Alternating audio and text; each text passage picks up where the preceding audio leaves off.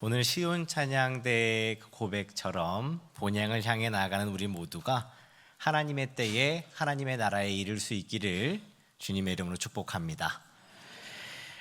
사경을 거닐다, 사경을 거닐다 라는 제목으로 하나님의 말씀을 선포하겠습니다. 여러분, 사경이라는 단어가 낯설지는 않으시지요?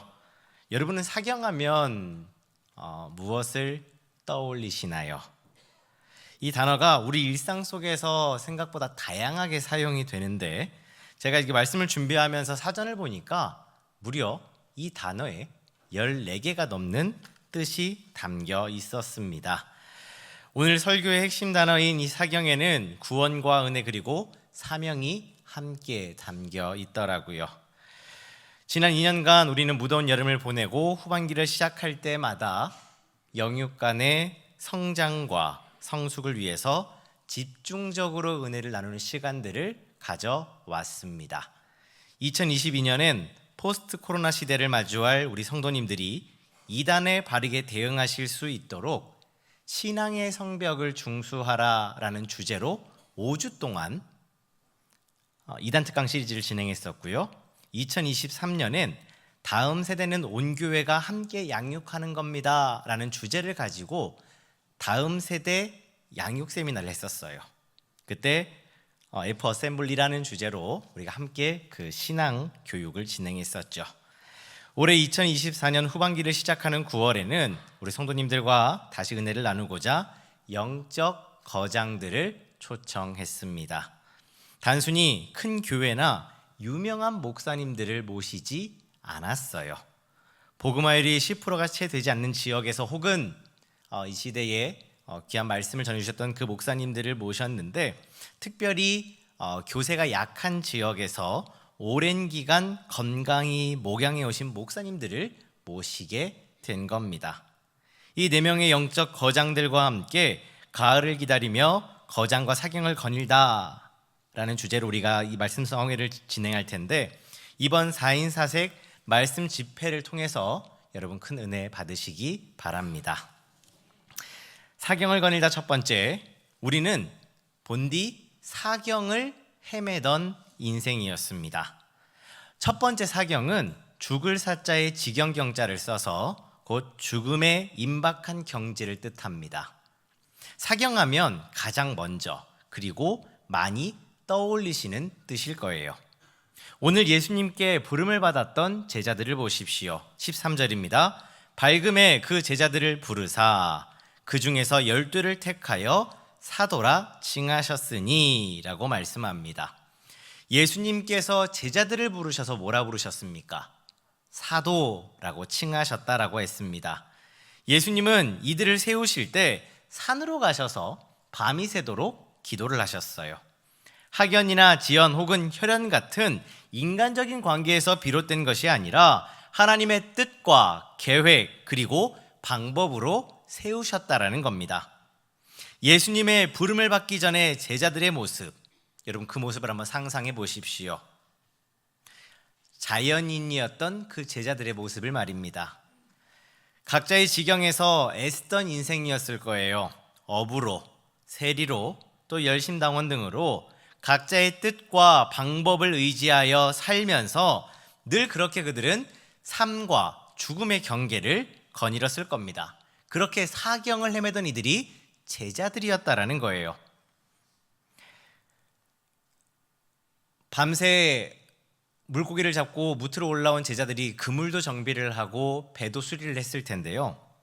그때 인근에 있는 지중해 연안에서 어촌을 형성한 그 지역, 다른 지역에서 이야기가 들려옵니다.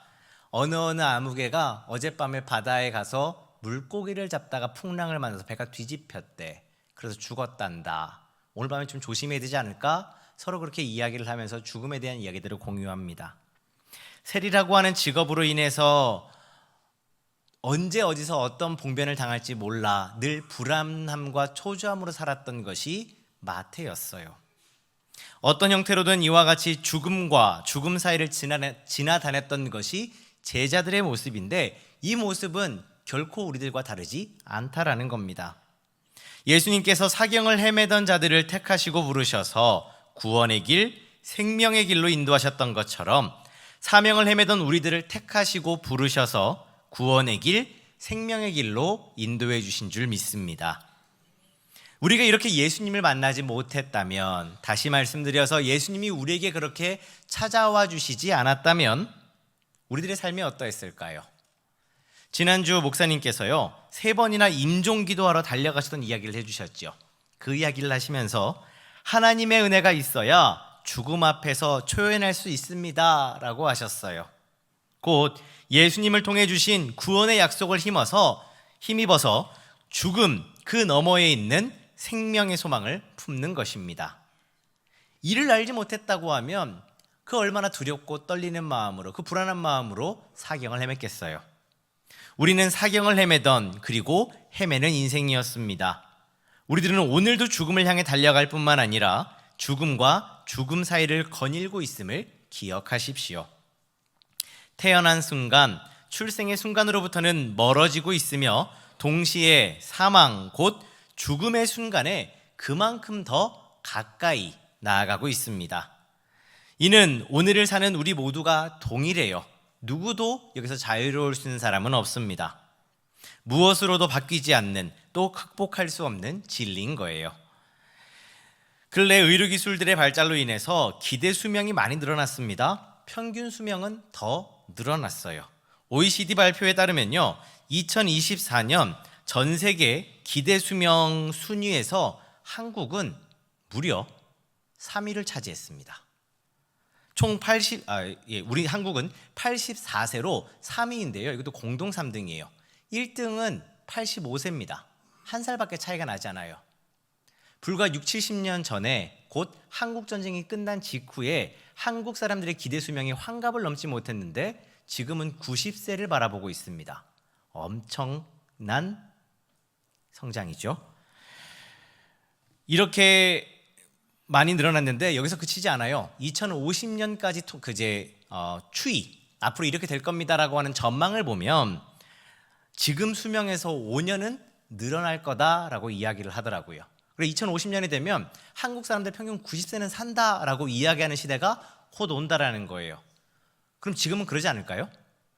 2023년에 작년 통계를 보니까요 한국 사람들의 평균 수명, 남자 여자 평균 수명입니다. 이미 88세예요.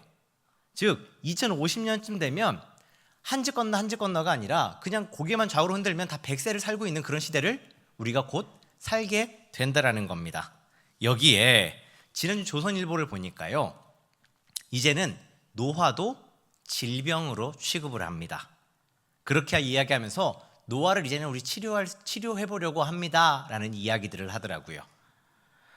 그렇게 수명을 110세까지 늘어날 것으로 전망하고 있는데 머지않아서 인공혈액과 인공장기의 도움을 받으면 우리들의 수명이 150세까지도 늘어난대요. 이렇게 보면 의료기술이 현대판 불로초인 셈입니다. 이 기도를 쭉 보면서 그리고 또 이 연구를 하면서 혼자 이런 결론을 내렸어요. 이러다가 조금 있으면 영생을 이야기하는 날이 오겠구나 말이죠. 그런데 여러분, 이렇게 도움을 받아서 또 기술을 발전시켜서 조금 더 사실 수는 있겠지요. 하지만 궁극적으로 우리가 죽음을 극복할 수 있는 길은 없습니다. 언제 어디서 무엇을 하든지 죽음을 만날 수 있기 때문이에요. 오늘 우리는 이렇게 아름다운 모습으로 예배드리고 있고 거룩한 모습으로 서로 교제하고 있지만 오늘 이 성전문을 열고 나서서 집에 돌아가는 길에 혹은 한 주간 일상에서 최선을 다하던 중에 주님의 부름을 받을 수 있습니다. 자연적으로도 가능하겠지만 뜻하지 않은 사고를 만나서도 말이에요. 시점에 또 상황의 차이가 있을 뿐 이런 의미에서 우리는 늘 사경을 헤매는 사람들입니다. 우리가 죽음을 두려워하는 이유가 무엇입니까? 그것으로 끝나는 것이 아님을 알기 때문이에요. 우리는 본능적으로 그것을 압니다. 그래서 죽는다라고 하면 모두가 두려워하지요. 만약 죽음으로 모든 것이 끝난다라고 하면 우리가 왜 두려워하겠습니까? 그것으로 끝인데요. 더 이상 염려할 필요도 고민할 필요도 없는 것입니다. 그런데 우리 본능이 아는 거예요. 죽음 이후에 다른 과정이 있다라는 것을요. 그래서 성경은 죽음에 대해서 다음과 같이 말씀합니다. 죄의 삭슨 사망이요 하나님의 은사는 그리스도 예수 우리 주 안에 있는 영생이니라. 그러므로 한 사람으로 말미암아 죄가 세상에 들어오고 죄로 말미암아 사망이 들어왔나니 이와 같이 모든 사람이 죄를 지었으므로 사망이 모든 사람에게 이르렀느니라. 아멘. 죄의 삭슨 사망이며 여기서 자유할 수 있는 자는 없다라고 말씀합니다. 여러분, 죄가 무엇입니까? 지난주 수요일에 이석구 목사님이 이렇게 말씀을 전해주시면서 죄에 대해서 이야기할 때 하마르티아라는 단어를 알려주셨어요. 관역에서 벗어난 화살, 그래서 가야 할 곳을 가지 못한 것이 죄다라고 이야기했는데, 그런 관점에서 죄란 하나님께서 기뻐하시는 일을 하지 않는 것입니다. 하나님의 뜻에 순종하지 않는 거예요. 종국에는 그렇게 조금씩 멀어지다가 하나님을 떠나는 것입니다. 곧 이렇게 하나님 앞에서 죄를 짓게 되면서, 그렇게 하나님을 떠나게 되면서 우리는 사경을 헤매게 되었다라는 겁니다. 사사 삼손이나 사울 왕을 보십시오.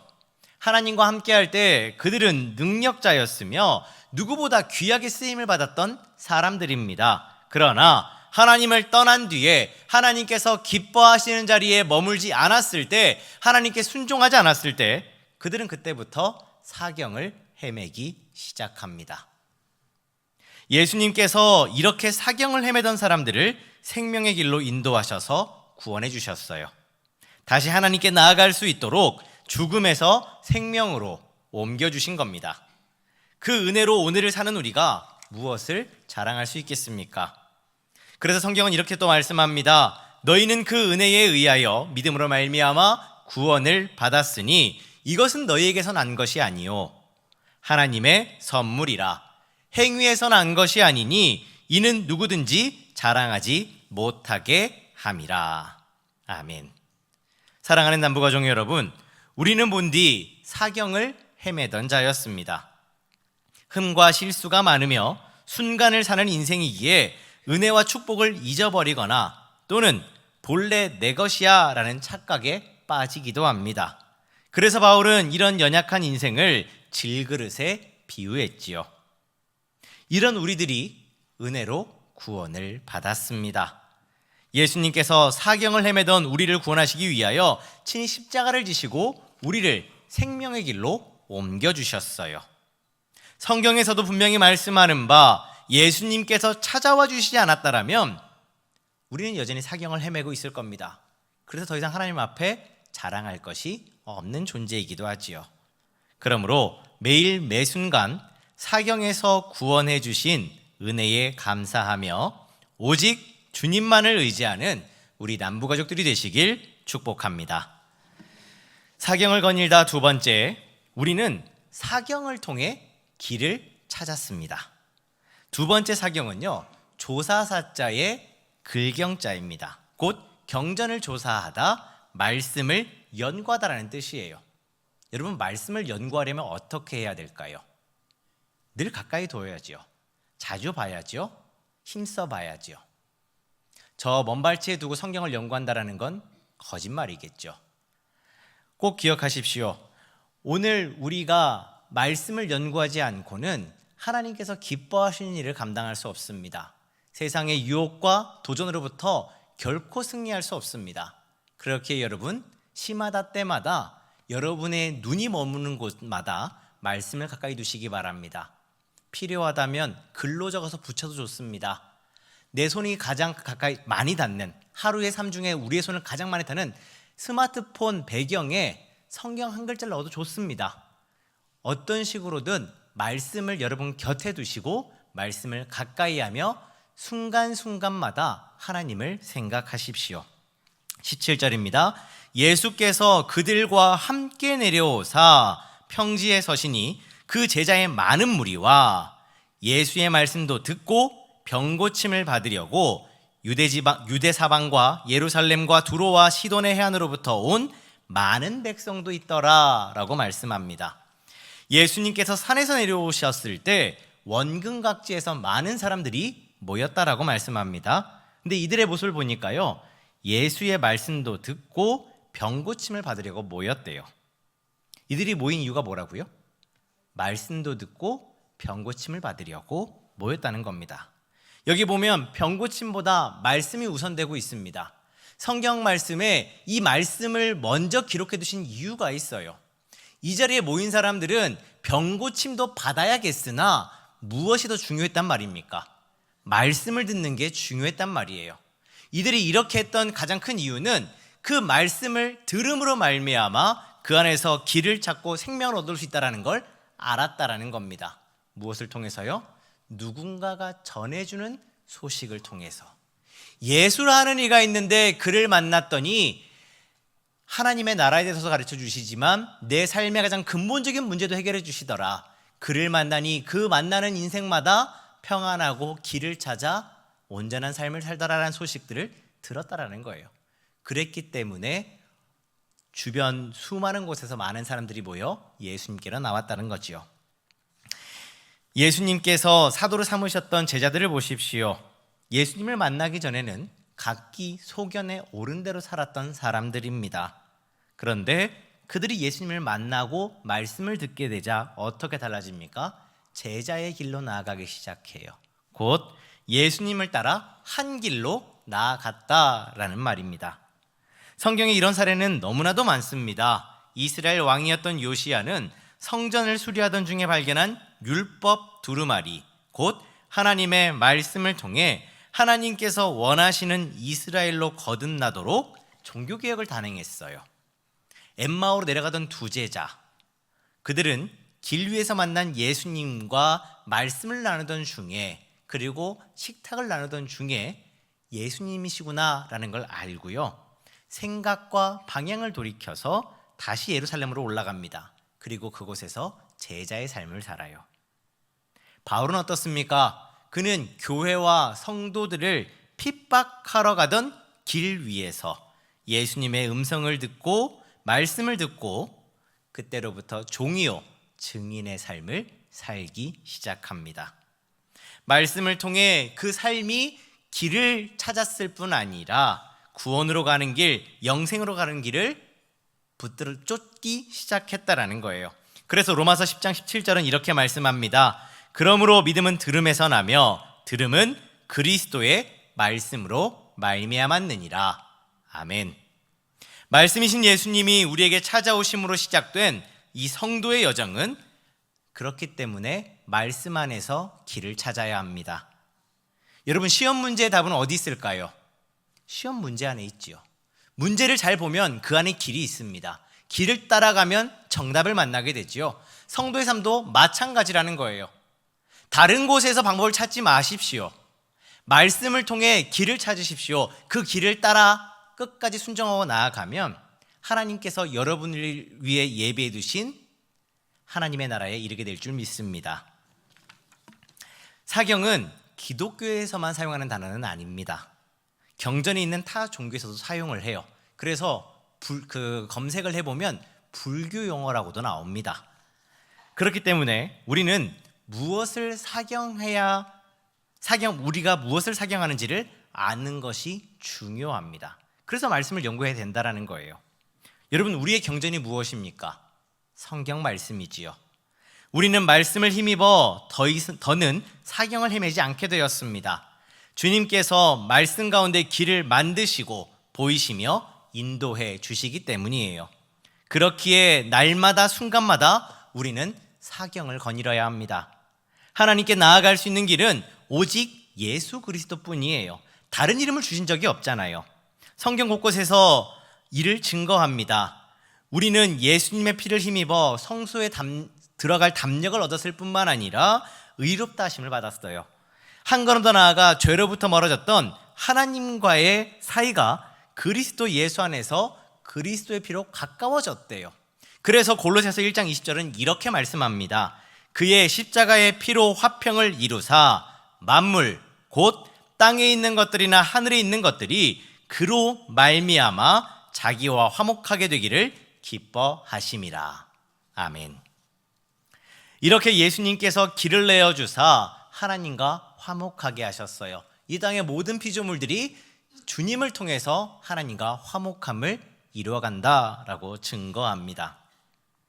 이렇게 말씀을 연구하다 보니까요, 사경이라는 단어에 또 다른 의미가 있더라고요. 곧지 않은 구불구불한 길, 비탈진 언덕길을 사경이라고도 합니다. 그러니까 사경에 이런 뜻이 담겨 있는 거예요. 이 뜻을 보면서 가만 생각해 보니 딱 우리네 인생과 닮았습니다.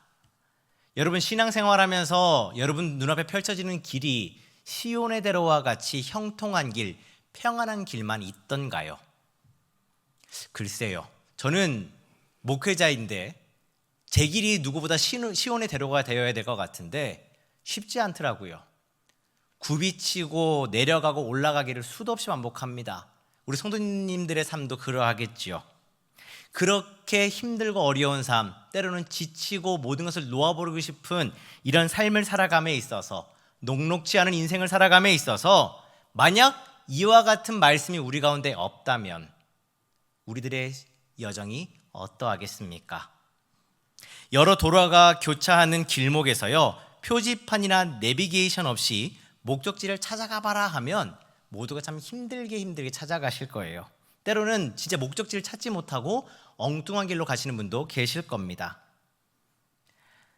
여러분도 그런 경험들을 해보셨을 텐데, 이 내비게이션이 있기 전에는 그냥 지도로, 때로는 길을 물어물어서 목적지를 찾아갔어요. 얼마 걸리든지 그렇게 가는 게 당연했었습니다. 그런데 내비게이션이 생긴 다음에 그런 일이 있는가요? 그런 일 없어요. 몇 글자만 넣으면 내가 가야 될 목적지를 가장 빠른 길로 갈 수 있도록 알려주기 때문입니다. 이런 상황이 여러분에게서 내비게이션을 싹 뺀다고 생각해 보십시오. 이보다 막막한 게 어디 있겠습니까? 사람이 참 간사한 것이 처음부터 없었을 땐 그러려니 해요. 그런데 있다가 없으면 너무나 힘들어합니다.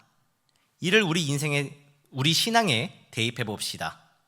예수님을 알기 전에, 곧 예수님의 보호하심과 은혜를 몰랐을 땐 우리 그냥 그러려니 살았을 거예요. 그런데 이제는 압니다. 예수님의 은혜가 무엇인지, 예수님이 우리를 보호하신다는 게 어떤 의미인지, 예수님이 우리를 어떻게 인도하신다는 건지 이제 우리가 알아요. 그런데 알고 있는 우리에게서 이 은혜를 싹 거두어 간다고 생각해 보십시오. 누가 견딜 수 있겠습니까? 사랑하는 남부가족 여러분, 이것이 사경을 거닐며 누릴 수 있는 은혜예요. 말씀과 말씀 사이를 거닐면서 시마다 때마다 우리를 인도하시고 선한 길로, 그러니까 우리의 길을 내어주시고 선한 곳으로 인도하시는 주님의 손길을 볼 수 있기에 이보다 더 큰 축복이 없다라는 겁니다. 우리가 마주하게 될 높은 산은 낮춰주시고 골짜기는 메워주신대요. 그건 이스라엘 백성들에게만 하신 말씀이 아니라 그 하나님께서 오늘 우리의 하나님이 되심으로 우리에게도 동일하게 역사하신다라는 겁니다. 여러분이 가다 깊은 골짜기를 만나면 하나님 메워주신대요. 높은 산을 만나면 내가 낮춰주겠다라고 말씀하세요. 그렇게 생명이 있고 은혜가 있는 곳으로 여러분을 인도하신답니다. 이보다 복되고 귀한 일이 어디 있겠어요? 길이요 진리요 생명이 되시는 예수님께서 사경을 헤매던 우리들에게 빛이 되어 주셨고, 미련한 십자가의 도를 통해 하나님과 우리 사이에 화목을 이루셨을 뿐 아니라 종국에는 영생으로 나아가게 하셨습니다. 저는 우리 성도님들의 여정에 늘 순탄하기를 바랍니다. 늘 행복하고 기쁘셨으면 좋겠어요. 그런데 그 여정을 살아가시다가 혹 구불구불한 길, 높은 산과 깊은 골짜기를 만나실 때가 온다면 여러분, 말씀을 더 가까이 하시기 바랍니다. 여러분이 말씀을 가까이 하고 붙들고 기도할 때에 말씀 가운데 위로와 능력을 주시고 친히 여러분의 길을 열어주실 거예요. 그러므로 매일 매순간 사경으로 친히 인도해 주시는 그 은혜에 감사하며 오직 주님만을 붙잡는 모든 남부가족들이 되시길 축복합니다. 사경을 거닐다 세 번째, 우리는 사경을 통해서 새 삶을 살아갑니다. 세 번째 사경은 모래사자에 박갈경자를 써요. 즉 모래를 경작하다라는 뜻입니다. 우리가 잘 쓰지 않는 뜻이기도 하지요. 근데 이게 잘 보니까요, 농작물의 생육에 필요한 양분을 모래에 주어서 작물을 재배하는 방법이랍니다. 그래서 농업에서는 사경법이라고도 부르더라고요. 불순물을 제거한 모래에다가 식물의 생장에 필요한 양분을 주어서 식물을 길러내는 방법이래요. 19절 후반절입니다. 이는 능력이 예수께로부터 나와서 모든 사람을 낫게 함이러라. 아멘. 모든 사람들이 예수님을 통해서 나음을 입었다라고 말씀합니다. 예수님과 함께할 때 치유와 회복을 경험하는데 이는 능력이 예수님으로부터 나오기 때문이래요. 그렇게 예수님을 힘입어서 새 삶을 살아가게 되는 겁니다. 여기 모든으로 번역된 헬라어 판타스는요, 지금 여기 그러니까 본문 속에 모여 있는 무리 모두를 의미하기도 하지만 동시에 만물을 의미하는 단어입니다. 예수님의 치유가 그 자리에 모여 있는 무리들뿐만 아니라 만물을 포함한다라는 거예요.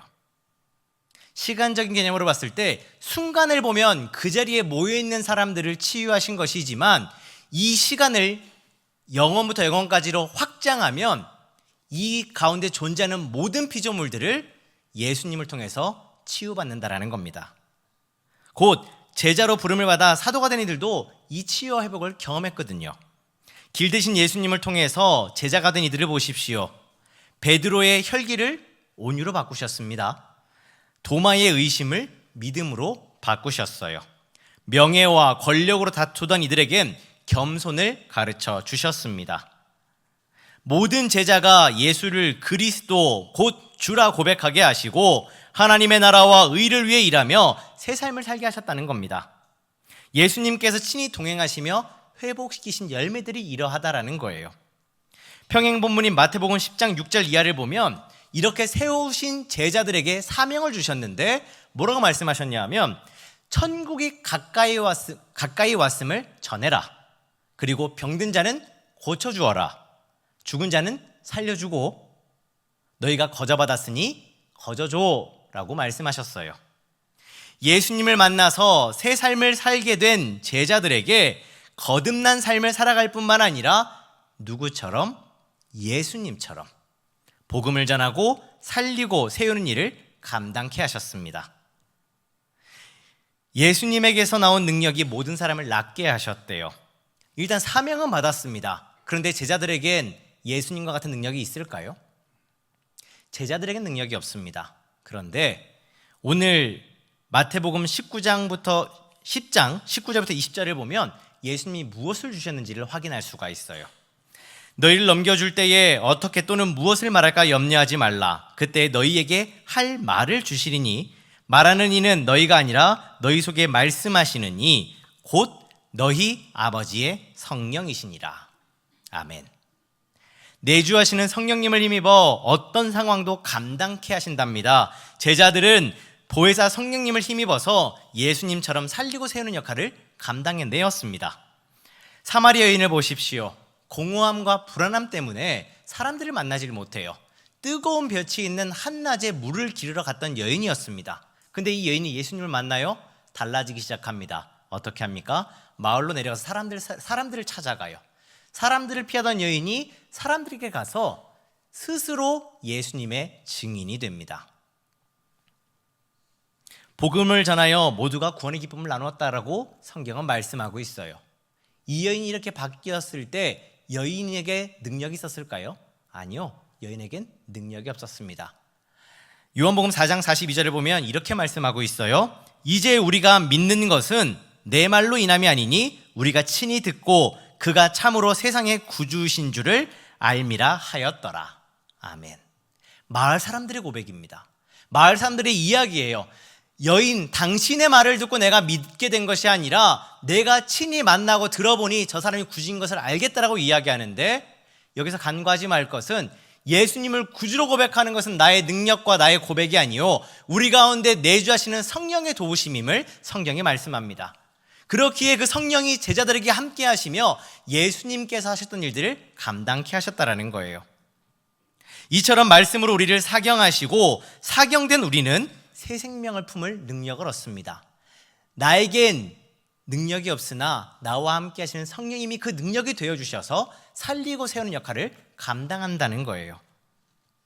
그냥 두었더라면 생명을 품을 수 없는 모래더미와 같은 인생이었겠으나 말씀으로 그 황량한 모래더미를 가꾸셔서 이제 생명을 품고 열매 맺게 하신다는 겁니다. 그래서 로마서 10장 14절에서 15절은 이렇게 말씀합니다. 그런즉 그들이 믿지 아니하는 이를 어찌 부르리요? 듣지도 못한 이를 어찌 믿으리요? 전파하는 자가 없이 어찌 들으리요? 보내심을 받지 아니하였으면 어찌 전파하리요?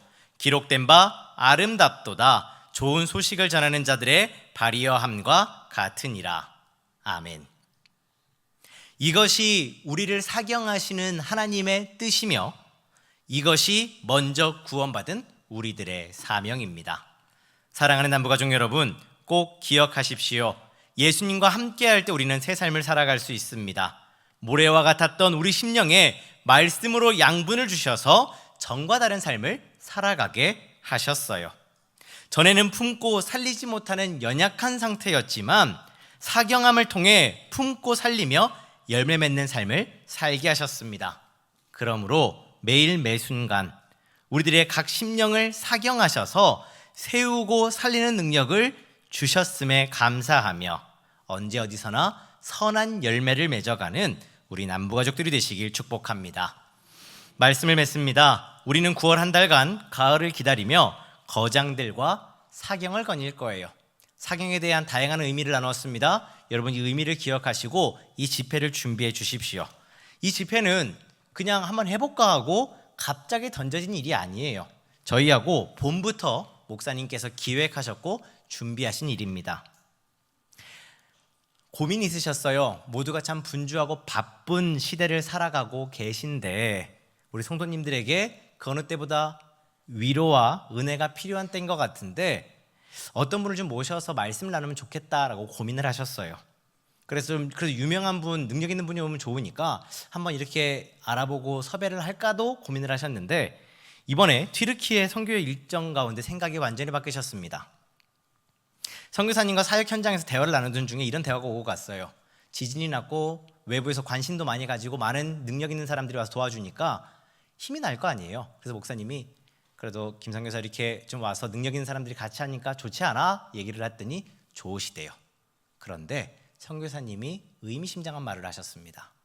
형님, 능력 있는 사람, 힘 있는 사람이 와서 도와주면 좋긴 한데 그때뿐이에요. 오히려 이 지역에 애정과 또 살아본 경험이 있는 사람들이 와서 한마디 건네주고 위로를 주는 게 이분들에겐 더 큰 힘이 됩니다 라고 말이죠. 그래서 목사님께서 그래, 지금 우리에게 위로를 줄 수 있는 분은 대형교회 목사님보다는 우리와 같은 상황에 계신 분들, 특별히 지역의 복음화가 10%가 되지 않는데 그곳에서 누구보다 치열하게 목양하시면서 한 교회를 정성스럽게 목양하신 분, 그런 분들이 오셔서 말씀을 전해주시면 우리 성도님들에게 위로가 되겠구나라고 생각하시고 이런 강사들을 모시게 된 겁니다. 오늘 말씀에서 보았듯이 사경을 헤매던 제자들이 사경을 통해 새 삶을 살아가고 사경하는 삶을 살게 된 것처럼 이번 사경회를 통해 우리의 심령을 사경한다면 오늘 저와 여러분을 통해 사경을 헤매는, 거리를 헤매는 그와 같은 자들도 구원의 길로 인도하게 하실 줄 믿습니다. 그러므로 다음 주부터 함께 사경을 거닐고 은혜를 나누어 그 은혜를 힘입어 힘차게 후반기를 시작하며 언제나 하나님의 기쁨으로 살아가는 모든 남부가족들이 되시길 축복합니다. 기도하겠습니다. 하나님 감사합니다. 말씀을 통해 사경에 대한 다양한 뜻과 은혜를 발견하게 하셨으니 말씀을 나눈 우리들도 사경을 통해 사경함으로 사경을 헤매는 자들에게 빛과 소금 역할을 감당하는 하나님의 사람들이 되게 하시옵소서. 스스로의 능력과 지혜로는 불가능함을 고백하오니 내주하시는 보혜사 성령님께서 말씀대로 행할 수 있도록 도와주시옵소서. 이 모든 것 다시 오실 예수님의 이름으로 기도합니다. 아멘.